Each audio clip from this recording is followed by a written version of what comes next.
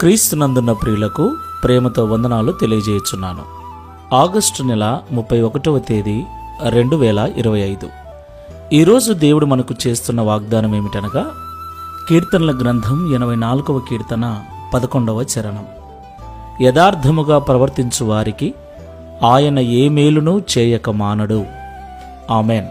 నా ప్రియమైన సహోదరి సహోదరులారా, దేవుని నుండి మేలు పొందుకోవాలని మనమందరం కూడా ఆశతో ఎదురు చూస్తూ ఉంటాం. దేవుని సన్నిధిలో ప్రతి దినం ప్రార్థన చేస్తూ ఉంటాం. దేవుని మేలు ఎంతో గొప్పది. నిజంగా దేవుని చేత మేలు పొందినవాడు ధన్యుడు. నిజంగా దేవుని మేలు మన స్థితిగతులను మార్చటమే కాకుండా మన అనారోగ్య పరిస్థితులను కూడా సరిచేస్తుంది, మన కుటుంబాన్ని దీవిస్తుంది. దేవుని మేలు ఎంతో శ్రేష్టమైనది ప్రియులారా. బైబిల్ సెలవిస్తుంది, దేవుని యొక్క మందిరములో ఆయన మేలు దాచి ఉన్నాడు. దేవుని మందిరానికి వెళ్ళేవారు ఆ మేలు వలన తృప్తిపరచబడతారని దేవుని వాక్యం సెలవిస్తుంది. అయితే ఈనాడు ఎంతోమంది దేవుని మందిరానికి వెళుతున్నారు, కానీ దేవుని మందిరంలో ఉన్న మేలును పొందుకోలేకపోతున్నారు.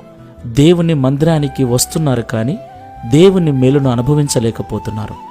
దీనికి కారణం ఏమిటి అంటే, యథార్థమైన హృదయముతో, యథార్థమైన మనస్సుతో భక్తి చేయకపోవటం, యథార్థమైన హృదయముతో దేవుణ్ణి సేవించకపోవటం, యథార్థమైన హృదయముతో దేవుని మందిరానికి రాకపోవటం.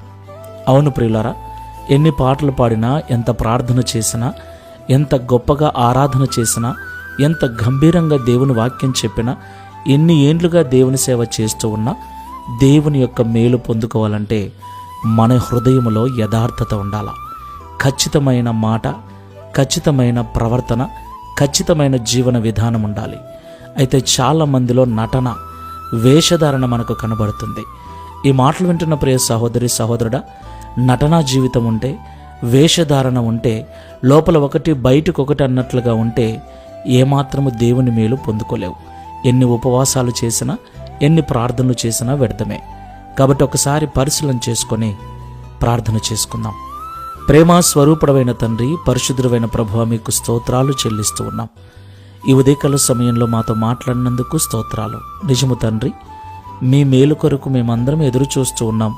ఉపవాసాలు ఉంటున్నాం, ప్రార్థనలు చేస్తున్నాం, నీ మందిరానికి వస్తూ ఉన్నాం.